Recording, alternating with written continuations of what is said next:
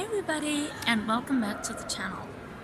Well, for today, as you can see, I'm in a special setting, which is a salt mine. So we've come to the salt mine today because it's such a beautiful spring day, and I have the immense pleasure to be sharing this lesson with you. So if you aren't subscribed yet, make sure you do it right now with notifications so you never miss any of my videos. On with the lesson. Since we're right here all surrounded by salt, I've thought of giving you 5 beautiful expressions with the word salt, which is an element without which life would be totally different. Do you agree with me? Just think of how beneficial to men's lives it has been since immemorial times, yeah? But on the other hand, it can also have some downsides, right? If it's used excessively. Good, so let's start with the first one. The first expression I'd like you to know is salt of the earth. To be the salt of the earth means to be very good and warm people. You might also say that when you go somewhere in your travels and there are no bookings with hotels or hostels, all you wish is to find kind-hearted people to put you up overnight, yeah?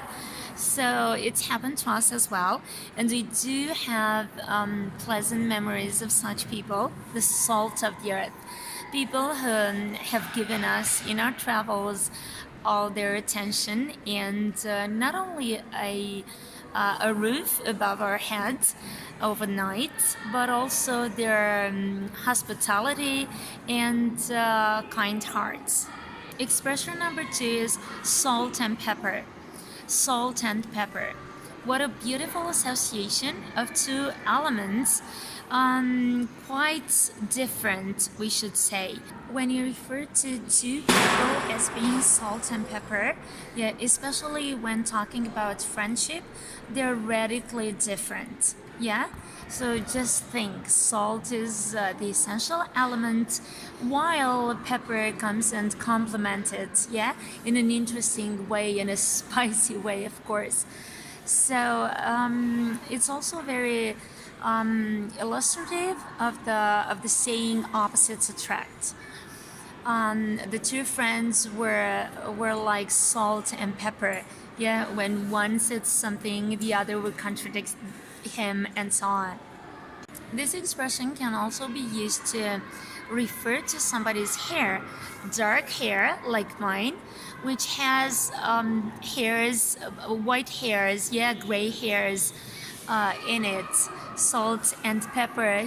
His hair is starting to look like salt and pepper because there's this association of black and white. Expression number 3 is worth your salt. Worth your salt. If you're worth your salt, you're good at your job and you're respected because you're doing your job very well. Any doctor worth their salt would be able to come up with the diagnosis for how you're feeling. The other two expressions that I have for you are more different in the way that they reflect salt's ability of not being that good if used excessively. So the first one is take something with a grain of salt or with a pinch of salt. So take something with a pinch of salt. It means to understand that something is likely to be untrue or incorrect, to be skeptical about something, to not believe that something is exactly the way it's presented to you. For example, somebody has just heard something and they're not really convinced about the truth or the validity of that fact or situation, and they might be advised to just take everything with a grain of salt, with a pinch of salt. So remember that salt is only good in small quantities. The last expression that I'm gonna be sharing with you just now is to rub salt into somebody's wounds. Rub salt into somebody's wounds.